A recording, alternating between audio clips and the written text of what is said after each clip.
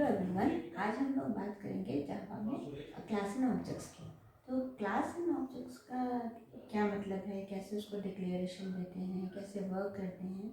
तो object oriented का जो मेन फीचर है वो है क्लास एंड ऑब्जेक्ट्स।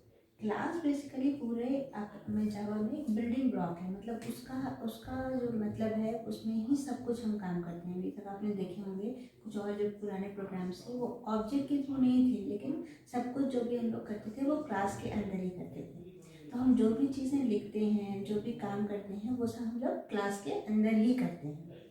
ऑब्जेक्ट्स यहाँ पे कैसे आया है, इसका यूज़ क्या है। तो क्लास का मतलब हम समझिए कि वो क्लास कोई मेमोरी एलोकेट नहीं करता, कुछ उसके उसके कोई मेमोरी एलोकेशन नहीं होता, लेकिन जो भी हम प्रोसेस या फंक्शंस या वेरिएबल्स जो भी हम डिक्लेयर करते हैं वो सब विद इन द क्लास करते हैं।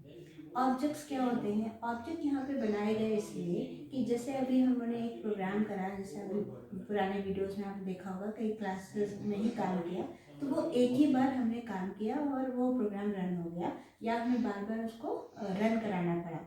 हम चाहते हैं कि कुछ इन्फॉर्मेशन ऐसी हैं जो बहुत सारे अलग अलग लोग उनको एक्सेस करना चाहते हैं, सेम चीज़, सेम फंक्शंस जो है वो सब 10 टाइम्स मुझे उसको यूज़ करना है। तो जब हमें 10 टाइम्स यूज़ करना है तो या तो बार बार हम उसको रन करें, लेकिन वो अलग अलग रहेंगे, वो कहीं स्टोर नहीं होंगे। तो अगर हम वो इंफॉर्मेशंस को या उस फंक्शंस को या उस मेथड को अगर हमें रिपीटेटिवली काम करना है तो हम क्या करेंगे, तब हम ऑब्जेक्ट्स का यूज़ करेंगे। ऑब्जेक्ट्स क्या होता है? ऑब्जेक्ट बनाया क्लास के ही वेरिएबल्स या फंक्शंस को एक्सेस करता है, उनको यूज़ करता है। और ऑब्जेक्ट क्या होता है? ऑब्जेक्ट उसी क्लास को ही बिलोंग करता है। मतलब ये कि ऐसा नहीं है कि क्लास कोई दूसरा क्लास, हम लोग बहुत सारी क्लास यहाँ पे यूज़ करेंगे, सेवरल क्लासेस होंगे, उसमें हम लोग काफ़ी कुछ और भी मेथड्स और ओवरलोडिंग और इनहेरिटेंस पढ़ेंगे क्लासेस से, क्योंकि इनहेरिटेंस में ही कई सारे होंगे। तो जो है वो क्लास का बहुत सारे होंगे, लेकिन ऑब्जेक्ट क्या होगा? ऑब्जेक्ट जो भी बनाया जाएगा वो उस पर्टिकुलर क्लास को बिलोंग करता हुआ बनाएगा। तो जो ऑब्जेक्ट होता है वो उस क्लास के लिए मेमोरी एलोकेट करे, मतलब क्लास अपना मेमोरी एलोकेशन नहीं करता, लेकिन जब वो उस क्लास का एक ऑब्जेक्ट बनाया जाता है तो वो जो ऑब्जेक्ट है वो मेमोरी एलोकेट करता है, और वो उन जो भी वेरिएबल्स है, आपके मेथड्स हैं, फंक्शंस हैं, उनको यूज़ करता है। तो वो कैसे करता है या कैसे इसका फॉर्म होता है वो हम देखते हैं। तो उसमें क्या है, सबसे पहले क्लास एंड ऑब्जेक्ट में क्लास डिक्लेरेशन आपको बताते हैं इसमें कैसे है। जैसे अभी तक आपने और भी प्रोग्राम करे थे, तो सिंपल क्लास, ये स्मॉल, जैसे आपको पता ही है, class then class name braces then variable declaration, जो भी वेरिएबल्स आप यूज करते हैं, देन फंक्शन जो भी है उस हमेशा फंक्शन पैरेंथेसिस से ही करते हैं और ये फंक्शन क्लोज हो जाता है। इसी तरह और भी बहुत सारे फंक्शन आप यूज़ कर सकते हैं और ये आपका क्लास क्लोज हो गया। तो ये एक पार्ट होता है, जो भी आपने वेरिएबल्स यूज़ किए, मेथड यूज़ करे, एक ही नहीं करना है, बहुत सारे वेरिएबल्स कर सकते हैं, नंबर ऑफ फंक्शन आप यूज़ कर सकते हैं, तो वो इस क्लास के अंदर करेंगे। ठीक। फिर उसके बाद जो ऑब्जेक्ट बनेगा, ऑब्जेक्ट क्या होगा? ऑब्जेक्ट हमने अभी बताया कि ये जो क्लास होता है वो कुछ नहीं होता है, एक बेसिकली ब्लूप्रिंट होता है। ब्लूप्रिंट का मतलब क्या है कि इसके अंदर नॉर्मल लैंग्वेज में समझे तो एक तरह का कंटेनर होता है जो इन चीज़ों को रखता है। इन चीज़ों जो भी डिक्लेरेशंस, जो डेफिनेशन, फंक्शंस का डिक्लेरेशन होगा, डेफिनेशंस होंगी, वो सब कुछ क्लास के अंदर रहेगा, लेकिन वो कहें कि उसकी अपना एक मेमोरी एलोकेट करेगा तो वो नहीं करता है। तो उसके लिए जो इन्फॉर्मेशन आप एक्सेस कर सकते हैं, ये अपने आप एक्सेस क्या करेगा, ये अपना, अगर आप सिंपल प्रोग्राम ऐसा लिखेंगे इसकी कोई भी आइडेंटिटी नहीं है। क्यों? क्योंकि इसमें ये कैसे चलेगा, इसमें कुछ भी मेन भी नहीं है, मेन नहीं है तो कंपाइलर तो पहले वहीं पे जाएगा, यहाँ तो है नहीं, तो ये ऐसे ही लिखा रह जाएगा। अगर आपने लिखा, तो अगर आपने ऐसे लिखा है और इसका कोई मतलब नहीं, तो इसको कैसे काम करेंगे? तो हम इसको इनको इनको एक्सेस करने के लिए, इनको यूज़ करने के लिए ऑब्जेक्ट्स बनाएंगे। तो अब देखिए ऑब्जेक्ट्स कैसे बनेंगे। ऑब्जेक्ट जो बनाए जाते हैं उसका ऑब्जेक्ट अपना डिक्लेरेशन समझ लीजिए। तो उसका डिक्लेरेशन है class name object name equals to new class name, ये। तो इसमें क्या होता है, क्लास नेम, क्योंकि ऑब्जेक्ट जो भी बना रहे हैं वो उस क्लास को बिलोंग करता हुआ होगा, तो इसलिए उस क्लास का नाम लिखेंगे, देन ऑब्जेक्ट का नाम लिखेंगे equals to new class name. ठीक, जब हम ये लिखेंगे तब ये क्या होगा, जो ऑब्जेक्ट होगा वो एक मेमोरी एलोकेट करेगा। मेमोरी एलोकेट करके जो भी आपके ये वेरिएबल्स हैं और उनको जो है मेमोरी एलोकेशन हो जाएगा, उनको एक्सेस करेगा या उनको यूज़ कर सकता होगा। अगर आपने ये क्लास नेम अलग लिखा और ये क्लास नेम अलग है तो ये उस ऑब्जेक्ट को बिलोंग नहीं करता होगा। तो अगर आपको ये इनको यूज़ करना है तो उस ऑब्जेक्ट का के लिए जो क्लास है वो सेम होना चाहिए। तो ये इसका डिक्लेरेशन होता है। एक एग्जांपल देखिए, हम समझाते हैं आपको। और हम लोग देखते हैं कि एक एग्जांपल इसमें क्या है कि एक कैल नाम का क्लास बनाया मैंने और उसके अंदर वही वेरिएबल डिक्लेयर किया, एक फंक्शन बनाया। ठीक, अब उसमें कैसे होगा, और एक दूसरा ये क्लास लेना पड़ेगा। ये क्लास में तो वेरिएबल्स और फंक्शंस जो भी हैं जिनको ऑब्जेक्ट के थ्रू हम एक्सेस कर सकते हैं वो बनाएंगे, और एक क्लास जो होगा वो जिसमें मेन होता है। तो मेन, क्योंकि कंपाइलर सबसे पहले वहीं पे आएगा, तो इसलिए सबसे ये हमारा ये होता है। उसको जावा में हम लोग जैसे कि आप नॉर्मल स्ट्रक्चर प्रोग्रामिंग या सी में आपके लिए टॉप डाउन अप्रोच होता है, इसमें बॉटम अप अप्रोच होता है। नॉर्मली जो भी है, सबसे पहले कंपाइलर कहीं पे भी आप लिखें, कंपाइलर कहाँ जाएगा, मेन के पास, चाहे वो आप ऊपर लिखिए चाहे आप यहाँ लिखिए। क्लास ये बाद में लिख दीजिए, ये क्लास पहले लिख दीजिए, उससे कोई मतलब नहीं है। कंपाइलर मेन के पास जाना है, तो मेन यहाँ आएगा। आने के बाद ये देखिए यहाँ पे बनाया, जैसा अभी मैंने बताया था ऑब्जेक्ट डिक्लेरेशन, तो कैल मतलब क्लास का नाम जिसके लिए ऑब्जेक्ट बना रहे हैं, उस ऑब्जेक्ट का नाम equals to new cal function. ठीक, तो ये जब हम ऐसा बनाएंगे तो क्या करेगा, जैसे ये बनेगा सीसी नाम का एक ऑब्जेक्ट, तो वो जो भी इसके इस कैल क्लास के अंदर वेरिएबल्स होंगे, ठीक है, उनको ये रेफरेंस देगा। मतलब ये मेमोरी में एलोकेशन हो जाएगा, सीसी एक मेमोरी एलोकेट कर लेगा और इसमें एक्स और वाई को रेफरेंस देगा। तो एक्स की वैल्यू जो भी होगी वो मेमोरी में 20 आ जाएगी और वाई में 30 आ जाएगी। तो अगर हम ये बात करें कि ये केवल जो एक्स और वाई है वो उसका अभी कोई मतलब नहीं है, क्योंकि वो ऑब्जेक्ट के थ्रू ही कॉल हो सकता है। हमने बताया था कि ये जो कैल नाम का क्लास है, ये जो हमने अलग से बनाया है, ये तब तक एक्सेस नहीं करेगा जब तक आप उसको कॉल नहीं करोगे, मतलब उसका ऑब्जेक्ट नहीं बनाओगे। जब वो ऑब्जेक्ट बनेगा तभी जो है वो उसको यूज़ कर सकते हैं या वो रन करेगा उस चीज़। तो इसलिए जब हमने यहाँ पे जैसे ही हमने एक ऑब्जेक्ट बनाया तब ये एक्स और वाई उनको रेफरेंस देगा, मतलब इसका नाम हो जाएगा। इसको अगर हम इसको प्रिंट कराना चाहें तो हम एक्स करके नहीं प्रिंट कराएंगे। अगर हम यहाँ से प्रिंट यहाँ पे प्रिंट कराना चाहें मेन में, तो हम उसको कैसे फिर डिफाइन करेंगे, तो हम जब भी करना हो तो हम cc.x या cc.y से रेफरेंस करेंगे। ठीक है, तो अब ये चीज़ यहाँ पे हो गई, 20 और 30 स्टोर हो गई। अब स्टोर होने के बाद ये, अब देखिए यहाँ पे लिखा मैंने, तो स्टोर हो गई मेमोरी में, एलोकेट कर लिया। अब हमने यही ऑब्जेक्ट से फंक्शन को कॉल किया। जैसे ही हम यहाँ से फंक्शन को कॉल करेंगे ये फंक्शन पे जाएगा। ये फंक्शन लिखने का मेथड है। यहाँ पे पहला जो होता है वो रिटर्न टाइप होता है, फंक्शन नेम, और यहाँ पे आर्गुमेंट टाइप होता है। तो यहाँ पे रिटर्न अगर आप कुछ नहीं करा रहे हैं तो आप वहाँ पे वॉइड लिखते हैं।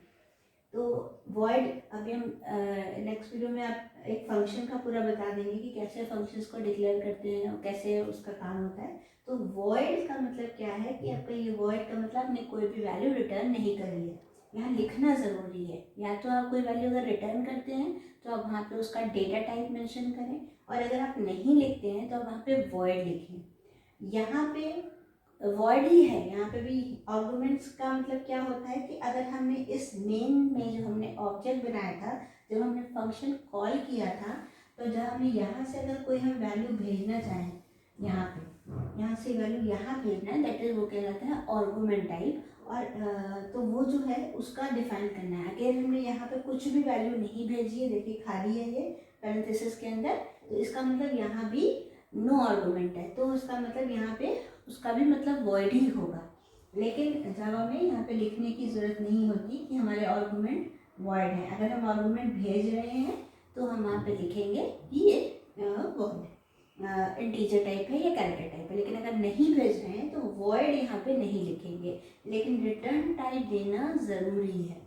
ठीक है, तो हमने अगर रिटर्न टाइप नहीं या रिटर्न नहीं करा तो हम वहाँ पे क्या लिखेंगे, वॉइड। उसमें आपका जो टाइप है उसमें एक वॉइड है, मतलब जब हम नो रिटर्न वैल्यू हो या आपको फिर अगर आपने रिटर्न कर रहे हैं तो कौन से टाइप की वैल्यू रिटर्न करें, इंटीजर की है, कैरेक्टर की है, फ्लोट की है, तो आप वो लिखेंगे। ठीक, अब देखिए जैसे यहाँ पे फंक्शन यहाँ पे कॉल हुआ, ये देखिए फन नाम सेम होना चाहिए, तो फंक्शन से ये कॉल हो गया। INT sum is equals to x plus y, हमने लिख लिया। सम एक वेरिएबल यहाँ पे डिक्लेयर किया और x प्लस वाई वैल्यू आ जाएगी, समेशन हो जाएगा 50 सम में स्टोर हो जाएगी, प्रिंट हो जाएगा। प्रिंट होने के बाद ये आपका फंक्शन बंद हो गया, ये क्लास बंद हो गया। याद रखिए जहाँ से वो फंक्शन कॉल होता है वो रिटर्न होके वहीं जाता है, फिर से ये रिटर्न होके यहाँ आ जाएगा। पहले यहाँ से कॉल हुआ था, कॉल होके यहाँ आया था, जब इसका ये खत्म हुआ ये रिटर्न होके काम खत्म हुआ, यहाँ पे ये इसका काम खत्म हुआ, रिटर्न होके अगेन इसमें आ गया, और चूंकि हमारा मेल बंद हो गया प्रोग्राम खत्म। तो प्रोग्राम इतना छोटा सा प्रोग्राम में यही है समझाने का कि क्या होता है कि अगर हम एक क्लास बनाते हैं जिसमें हमें सब चीज़ें रखनी है, हम वो क्लास बनाएंगे, उसके बाद हम एक दूसरा क्लास जिसमें हम मेन लिखते हैं उसमें एक ऑब्जेक्ट बनाएंगे। ऑब्जेक्ट उस मेन क्लास में ही बनेगा और कहीं नहीं बनता, तो ऑब्जेक्ट में मेन क्लास के अंदर में एक ऑब्जेक्ट बनाएंगे उसी क्लास को बिलोंग करता हुआ, और उसके बाद हमें जैसे करना है वैसे ही करेंगे। इसमें हम कई चीज़ें और कर सकते हैं, तो देखेंगे इसमें क्या है। इसमें हमने सेक बाई कांस्टेंट से लिए एक सम फंक्शन बनाया जिसमें हमने सम कराया, और हमने एक डिस्प्ले फंक्शन बनाया जिसमें हमने उस चीज़ को डिस्प्ले करा दिया। तो इसलिए जहाँ पे जैसे पिछले वाले में INTS लिखा था यहाँ पे मैंने, तो चूँकि वो फंक्शन के अंदर था इसलिए हमने उसको बाहर डिक्लेयर कर दिया, एस को बाहर डिक्लेयर, जिससे दोनों में यूज़ हो जाए। तो यहाँ पे हमने एस प्रिंट करना। अब ये तो ये बन गया। अब देखिए यहाँ पे मेन है पब्लिक स्टैटिक कैल, इसी क्लास का एक ऑब्जेक्ट बनाया C1, तो उसी तरह C1 जो है x को y को जितने भी वेरिएबल देंगे सबको जो रेफरेंस देगा। अब हमारे x में जो है स्टोर है 10, y में 20, ठीक, ये हो जाएगा। होने के बाद अब ये उसी ऑब्जेक्ट के थ्रू हमने सम फंक्शन कॉल करेंगे। सम फंक्शन जब हम कॉल करेंगे तो क्या होगा, s is equals to x plus y, मतलब s में आपका 30 स्टोर हो जाएगा। s में 30 स्टोर हो गया। होने के बाद मैंने बताया था जहाँ से फंक्शन कॉल होता है वहीं पे वो रिटर्न आता है, तो वहाँ से वो रिटर्न आ जाएगा। ठीक है, उसके बाद दूसरा देखिएगा C1, और अगेन ये C1 के साथ कैल का ही है, उसी क्लास का ऑब्जेक्ट है। अगर C1 से फिर से वो अब डिस्प्ले फंक्शन पे जाएगा, अब इस दूसरे वाले से ये डिस्प्ले पे आएगा। डिस्प्ले पे आने के बाद ये आपका आउटपुट प्रिंट कर देगा सम इज इक्वल्स टू 30, और अगेन फंक्शन जो है रिटर्न होके फिर से यहीं आ जाएगा डिस्प्ले पे, और आपका प्रोग्राम खत्म। तो मतलब कहने का है आप कितने भी मेथड्स यहाँ पे बना सकते हैं। ठीक है, आप जो मेथड बनाना चाहें वो बनाइए, और उसके बाद जो भी ऑब्जेक्ट है उसके थ्रू आप कॉल कर सकते हैं। ये नहीं है कि आपको एक ही मेथड बनाना है, आप उस ऑब्जेक्ट से जितने भी वेरिएबल हैं आप डिक्लेयर कर सकते हैं, कई मेथड्स बना सकते हैं सेम ऑब्जेक्ट से, लेकिन वो अभी एक ही ऑब्जेक्ट पे ही सब काम हो रहे हैं। अब हम बताते हैं कि अगर एक से ज़्यादा ऑब्जेक्ट्स हैं तो वो फिर कैसे काम करेंगे। एक एग्जाम्पल देते हैं। इसमें क्या है, इसमें हमने 2 ऑब्जेक्ट्स बनाए हैं। तो जब 2 ऑब्जेक्ट्स बनाएंगे तो क्या होगा, जैसे आपने यहाँ पे कैट क्लास है, अब यहाँ पे मैंने देखिए कि यहाँ पे 2 ऑब्जेक्ट्स बनाए हैं। तो 2 ऑब्जेक्ट्स का मतलब जो है वो C1 जो है अगेन जो भी वेरिएबल्स हैं x, y और s को रेफरेंस देगा, उसी तरह C2 भी अगेन x, y और s को देगा। ठीक है, तो जो भी वैल्यूज स्टोर होंगी, जो भी कॉन्स्टेंट है, तो इसमें 10, 20, C2 वाले 10, 20 जो कि कॉन्स्टेंट है। ठीक है, तो अभी हम सिंपल बता रहे हैं कोई, क्योंकि अभी कांस्टेंट है तो सब में सेम ही होंगी, लेकिन हम थोड़ा सा अलग करके बताएंगे, फिर बाद में दूसरे और बताएंगे। तो पहले इसको समझते हैं, छोटा उससे प्रोग्राम है। x की वैल्यू 10, y 20 है, सेम वैसा ही प्रोग्राम है, लेकिन सम फंक्शन एक बनाया। अगेन यहाँ पे हमने सम किया, एक सम फंक्शन है।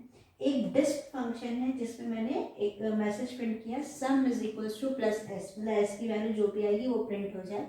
और एक हमने डिस्प्ले फंक्शन बनाया जिसमें हमने लिखा प्रिंट क्या कराया, addition of two number equals to s, मतलब वैल्यू सेम आएगी, रिजल्ट सेम है, लिखने का मेथड दोनों में अलग कर दिया। देखिए क्यों किया, तो ये एक हमने क्लास कैल बना लिया। अब अगेन यहाँ पे मेन लिखा, उसमें दो ऑब्जेक्ट्स बनाए, जैसे भी हमने बताया दो ऑब्जेक्ट्स बना लिए। अब देखिए काम कैसे करेगा, हम पहले यहाँ आएगा सबसे पहले C1 ऑब्जेक्ट के थ्रू, C1 में x10 है y20, C1 के ऑब्जेक्ट के थ्रू ये सम फंक्शन कॉल होगा। देखिए यहाँ पे जाएगा सम फंक्शन कॉल हुआ s equals to x plus y, s में 30 आ जाएगी, ठीक, ओके। फंक्शन जहाँ से कॉल होता है वही रिटर्न होता है, अगेन यहाँ आएगा। उसके बाद चलेगा C1 डॉट डिस्प फंक्शन, अगेन C1 के थ्रू ही डिस्प फंक्शन पे आएगा। ये C1 के डिस्प फंक्शन पे आया, उसने लिखा system dot sum is equals to, तो आउटपुट जो आएगा वो आएगा सम इज इक्वल्स टू 30, ठीक। आने के बाद अगेन जहाँ से फंक्शन कॉल हुआ है वहाँ से फिर रिटर्न आएगा, यहाँ पे आ जाएगा। अब उसके बाद क्या लिखा गया, C2 डॉट सम फंक्शन, C2 डॉट सम फंक्शन, अगेन ये फिर से सम पे जाएगा, लेकिन अभी क्या है वो C2 के थ्रू रेफरेंस पे जाएगा, मतलब जो ऑब्जेक्ट हमारा C2 था उस ऑब्जेक्ट के थ्रू जा रहा है। तो इसका मतलब जो भी वैल्यू है C2 डॉट x में 10 है, C2 डॉट y में 20 है, तो C2 डॉट s में अगेन 30 आ जाएगा, ठीक है। अगेन वो रिटर्न होके फिर से यहाँ पे आ जाएगा। उसके बाद है C2 डॉट डिस्प फंक्शन ना कॉल करके उसने क्या किया, उसने कहा C2 dot display function call करो, मतलब उसने ये वाला फंक्शन कॉल किया। तो फंक्शन कॉल होने पे क्या होगा, तो जो रिजल्ट आएगा वो C2 के थ्रू जब वो जाएगा तो रिजल्ट आएगा addition of two number is equals to 30। फिर अगेन यहाँ पे ये रिटर्न होकर आएगा, प्रोग्राम खत्म हो जाएगा। तो ये बताने ये प्रोग्राम इसलिए बताया मैंने कि इसमें ये कर सकते हैं कि आप जितने फंक्शंस आपने बनाए तो हैं और आपने ऑब्जेक्ट्स भी कई सारे बनाए हैं, तो ये कोई ज़रूरी नहीं है कि हर मेथड को हर ऑब्जेक्ट कॉल करे। मतलब ये हो सकता है कि एक ऑब्जेक्ट कोई दो फंक्शंस ये वाले कॉल कर रहा है, दूसरा ऑब्जेक्ट कोई दूसरे फंक्शंस को कॉल कर रहा है। तो कोई ज़रूरी नहीं है, कोई नेसेसरी नहीं है कि आपके जितने भी फंक्शंस बने हैं, जो मेथड्स बने हैं, वो सब वो ऑब्जेक्ट के थ्रू कॉल होंगे। तो आप जो चाहें, जिस तरह से आप चाहें उस तरह से वो चीज़ कॉल कर सकते हैं। तो अभी जो कि हमने एक कांस्टेंट डाल के बनाए, देखिए वैल्यूज अभी हमने कांस्टेंट से बनाई। अभी देखिए हम क्या करेंगे, अभी हम दो ऑब्जेक्ट्स बनाएंगे और दोनों ऑब्जेक्ट्स में कुछ वैल्यू अलग अलग पास करेंगे, ठीक है। आप चाहें तो इनपुट करा के भी बना सकते हैं, लेकिन अभी हम पास करना बताएंगे, थोड़े फंक्शंस को आपको और क्लियर हो जाएगा। तो देखते हैं। तो हम एक और इसमें बना रहे हैं, इसमें क्या कर रहे हैं, इसमें हम आर्गुमेंट्स पास कर रहे हैं। मतलब हम एक फंक्शन जब हम कॉल करेंगे तो कॉल करने के साथ साथ हम कुछ वैल्यूज़ पास करना चाहते हैं। तो कैसे करते हैं, तो पहले हम समझ लें, सिंपल वही है। देखिए यहाँ पे कैल है, क्लास का नाम लिया, देन ऐसे एक वेरिएबल लिया। अच्छा, वॉइड सम, देखिए यहाँ पे क्या है, वॉइड मतलब नो रिटर्न टाइप, मतलब कोई रिटर्न नहीं हो रही वैल्यू, सम फंक्शन है लेकिन इसमें दो आर्गुमेंट्स पास हो रहे हैं। तो जब आप आर्गुमेंट्स पास होते हैं, तो मैंने अभी आपको बताया था जैसे कि वहाँ पे वो डिफाइन करना ज़रूरी है कि आर्गुमेंट किस टाइप का, अगर आर्गुमेंट पास हो रहे हैं तो मैंने दोनों ही इंटीजर वैल्यू पास कर रहे हैं, इसलिए INT दोनों तरफ लिखेंगे। तो INT के साथ एक वेरिएबल होगा जो कि स्टोर करेगा, या आप जो कोई वैल्यू पास करेंगे, मान लीजिए हमने 10 पास करा तो डेटा टाइप तो आपने मेंशन कर दिया, लेकिन वो वैल्यू स्टोर कहाँ करेगा, INT x, INT y, तो दो वैल्यू स्टोर करने के लिए। उसका simple s is equal to x plus y ले लिया, देन हमने डिस्प्ले फंक्शन एक कॉल किया जिसमें हमें प्रिंट करा दिया, ठीक। अब देखिए यहाँ पे कैसे चलेगा, XYZ पब्लिक स्टैटिक वॉइड ये लिया हमने। अब C1 एक ऑब्जेक्ट बनाया। अब देखिए यहाँ पे C1 जब हमने ऑब्जेक्ट बनाया तो यहाँ पे केवल वेरिएबल एक ही है S, तो C1 अगेन S को रेफरेंस देगा, और हमने C2 भी ऑब्जेक्ट बनाया, अगेन S में मेमोरी लोकेशन होगा तो S को रेफरेंस देगा, तो C1 और C2 दोनों बनेंगे। अब C1 डॉट सम फंक्शन, देखिए C1 डॉट सम फंक्शन, जब हम फंक्शन C1 के थ्रू सम पे जाएंगे तो यहाँ देखिए दो वैल्यूज लेके जा रहा है, मतलब ये 10 और 20, तो इसका मतलब ये जो 10 वैल्यू है वो यहाँ स्टोर हो जाएगी और जो 20 है वो यहाँ स्टोर हो जाएगी। मतलब फंक्शन जब कॉल कर रहा है तो उसके साथ दो वैल्यूज भी भेज रहा है। तो जब वैल्यूज भेज रहा है तो x में 10 आ जाएगी, y में 20 आ जाएगी, s is equals to x plus y मतलब 30 हो जाएगी, और s में यहाँ पे 30 स्टोर हो जाएगी, ठीक है। ये x और y ये नॉर्मली लोकल वेरिएबल्स है, मतलब इनको ये c1 के थ्रू अगर आप प्रिंट कराना चाहें जैसे c1 डॉट एक्स, तो ये नहीं रेफरेंस होती, ये एक नॉर्मल वेरिएबल्स हैं, इनको बस स्टोर करने के लिए है, ये ऑब्जेक्ट के थ्रू एलोकेट नहीं होते। तो अगर आप जैसे नॉर्मली था जैसे यहाँ पे c1, अब यहाँ पे c1 डॉट एस प्रिंट कराएंगे तो वो 30 देगा, लेकिन अगर हमने c1 डॉट एक्स प्रिंट कराएंगे ये वाला x, तो वो एरर दिखाएगा, क्योंकि वो वेरिएबल नहीं है, वो लोकल वेरिएबल उसी क्लास को बिलोंग करता हुआ, उसको कोई ऑब्जेक्ट रेफरेंस नहीं देता है, क्योंकि वो किसी फंक्शन के अंदर डिफाइन है। ठीक है, यही चीज़ बाहर होगी तो रेफरेंस देता है। अच्छा ठीक है, तो 10 यहाँ चले गए, 20 ये हो गया। फिर c1 ये अगेन फंक्शन यहाँ काम करने के बाद फिर रिटर्न होके आया, अगेन c1 के थ्रू डिस्प्ले फंक्शन कॉल हुआ और sum is equals to 30 print हो गया। प्रिंट होने के बाद फिर से फंक्शन वहीं पे रिटर्न आया जहाँ से कॉल हुआ था, ये काम हो गया। होने के बाद यहाँ पे साइड में c2 डॉट सम 100 और अब क्या किया, c2 ऑब्जेक्ट के थ्रू 100 और 200 वैल्यू पास की गई, मतलब यहाँ पे सम फंक्शन कॉल हुआ, लेकिन अब क्या है x में यहाँ पे 100 हो गया और y में 200 हो गया, वैल्यू इधर पास हुई तो 100 200 लेके गया। तो c2 डॉट अभी s है, तो c2 डॉट s है उसमें 300 आ गया ऐड होने पे, तो यहाँ s में 300 आ गया। अगेन फंक्शन रिटर्न होके यहाँ गया, फिर c2 dot display function call हुआ और उसने प्रिंट करा सम, तो यहाँ पे जो प्रिंट हुआ sum is equals to 30 output में, और यहाँ हुआ सम इज इक्वल्स टू 300। तो अब ये इसमें क्या है, ये रिटर्न टाइप का है, मतलब वैल्यू रिटर्न हो जाएगी। देखिए कैसे कैल हुई, क्लास ले लिया, एक इंटीजर ट्रिपले एस, अगेन यहाँ पे देखिए मेन में हमने दो ऑब्जेक्ट्स बनाए c1 और c2, तो दोनों रेफरेंस करेंगे एक c1 एस को और c2 भी एस को। ठीक है, अब यहाँ से देखिए यहाँ पे हमने कॉल करेंगे फंक्शन। देखिए तो पहले इसको समझ लीजिए, इस क्लास को जब हम कभी भी मेथड बनाते हैं और अगर रिटर्न टाइप है तो वहाँ उसका टाइप डिफाइन करते हैं। तो यहाँ मैंने इसका मतलब यहाँ पे ऐसे आप देख के समझ सकते हैं कि ये लाइन ऐसा लिखी है, तो आप कैसे समझेंगे इसमें रिटर्न टाइप और आर्गुमेंट टाइप है कि नहीं, क्योंकि देखिए रिटर्न टाइप में इंटीजर है, इसका मतलब यहाँ पे वैल्यू जहाँ से फंक्शन कॉल हुआ है वहाँ पे वैल्यू रिटर्न होके जाएगी और उसका जो टाइप होगा वो इंटीजर टाइप होगा।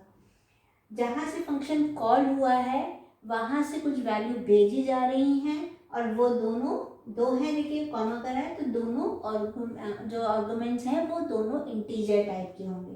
तो इससे ही समझ में आ जाता है कि ये फंक्शन क्या कर रहा है, तो इसमें इसका मतलब वैल्यू आपकी जहाँ से फंक्शन कॉल हुआ वहाँ से दो वैल्यू भेजी जा रही हैं और जब वो काम हो जाएगा उसके बाद जो रिजल्ट आएगा वो जो रिजल्ट है वो अगेन वहीं पे जहाँ से फंक्शन कॉल हुआ है वहाँ पे रिटर्न हो जाएगा।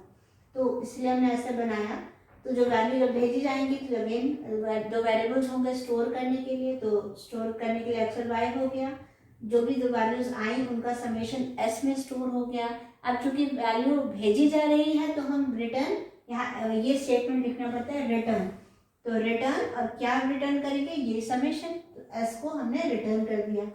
तो जहाँ से फंक्शन कॉल हुआ है वो एस की वैल्यू जो भी थी वो रिटर्न लेके चली जाएगी। अब देखिए यहाँ मेन में आते हैं तो कंपाइलर पर यहाँ आया, ऑब्जेक्ट्स बनाए, ऑब्जेक्ट्स को में केवल एस ही हमने एक वेरिएबल लिया है जो कि ऑब्जेक्ट उसको एक्सेस करेगा, तो c1 एक एस और c2 में भी एस। अब यहाँ पे देखिए एक लिखा है हमने x इज इक्वल्स टू एक x वेरिएबल ले लिया, लोकल वेरिएबल है ये इस फंक्शन के अंदर मेन के अंदर, x is equals to c1 dot sum. देखिए अगर इसको ऐसे छुपा लें तो क्या होगा, c1 डॉट सम मतलब ये फंक्शन कॉल होगा, जब ये फंक्शन कॉल होगा यहाँ आएगा दो वैल्यूज लेके जाएगा 20 50 लेके गया, करने के बाद x प्लस वाई 20 प्लस 50 हो जाएगी, s में आ जाएगा 70। ये जो 70 है वो अब यहाँ है रिटर्न s, तो इसका मतलब फंक्शन कॉल कहाँ से हो, तो ये 70 लेके जाएगा और वो कहाँ स्टोर हो जाएगा, x में स्टोर हो जाएगा। ठीक है, तो इसका मतलब यहाँ पे एक वेरिएबल लेना पड़ेगा कि जो भी वैल्यू रिटर्न होके आ रही है वो x में स्टोर हो जाए, तो वो x में 70 स्टोर हो गया। स्टोर होने के बाद हमने वही x को यहाँ पे प्रिंट करा लिया। अब क्या होगा, फिर से अब दूसरी बार देखिए यहाँ पे फिर हो गया, देन होने के बाद अगेन c2 के थ्रू सम फंक्शन कॉल किया गया, तो c2 के थ्रू जब सम फंक्शन कॉल किया गया तो जो वैल्यूज थी वो 50 और 70 होगी, और 50 और 70 होने के बाद दोनों ऐड हुए, ऐड होने के बाद एस में जो भी है वो आपका स्टोर हो गया 120। अब इसमें 120 स्टोर हुआ, इसमें यहाँ पे पिछली बार जब वैल्यूज गई थी तो 70 स्टोर है, तो 120 स्टोर हो गया। स्टोर होने के बाद वो कह रहे हैं एस वैल्यू रिटर्न। अब कॉल कहाँ से हुआ था, यहाँ से, तो वाई में जो है वो आपकी जो है 120 आ जाएगी और वही 120 प्रिंट हो जाएगी। तो इसका ये प्रोग्राम है कि वैल्यू जब रिटर्न करते हैं तो कैसे स्टोर करता है, कैसे प्रिंट करता है। ये चीज़ देखिए, आप एस जो था, आप चाहें तो आप जो वैल्यू रिटर्न होके आ रही है ऐसे भी कर सकते हैं। अगर आप चाहें तो यहीं पे भी अगर आपको प्रिंट कराना है, यहाँ पे चूंकि C1 एस को रेफरेंस दे रहा है और C2 भी एस को रेफरेंस दे रहा है, तो यही जो वैल्यूज आनी थी आप डायरेक्टली यहाँ पे भी प्रिंट करा सकते हैं कि सिस्टम डॉट विदाउट रिटर्निंग है, रिटर्न करने की जरूरत ही नहीं है वहाँ पे वैल्यू। आप डायरेक्टली आप चाहें तो आप यहीं पे C1 डॉट एस और C2 डॉट एस ये आप करा सकते हैं यहीं पे डायरेक्टली, क्योंकि C जो है C1 ऑब्जेक्ट के थ्रू रेफरेंस किया गया है, तो वो S यहीं पे भी आप उसको एक्सेस कर सकते हैं। तो ये चीज़ ये है। तो रिटर्न इसलिए मैंने बताया, तो आप कहोगे रिटर्न की ज़रूरत क्या है, क्योंकि हमें कई सारे ऑब्जेक्ट्स लेने रहते हैं और उसमें वैल्यूज़ अलग अलग हैं, उनसे कुछ कैलकुलेशन करना है, ऐसा कुछ करना है, तो हम रिटर्न का ऑप्शन ले सकते हैं। वो आपको बताना है, अब जैसे आपको जैसे नीड है उस हिसाब से आप वो काम कर सकते हैं। तो रिटर्न में ये स्टेटमेंट लिखना पड़ता है और जो वैल्यू है जब जाएगी वो वेरिएबल्स में स्टोर हो जाएगी। ये लोकल वेरिएबल्स हैं, ये किसी ऑब्जेक्ट के थ्रू एक्सेस नहीं करेंगे, ठीक है।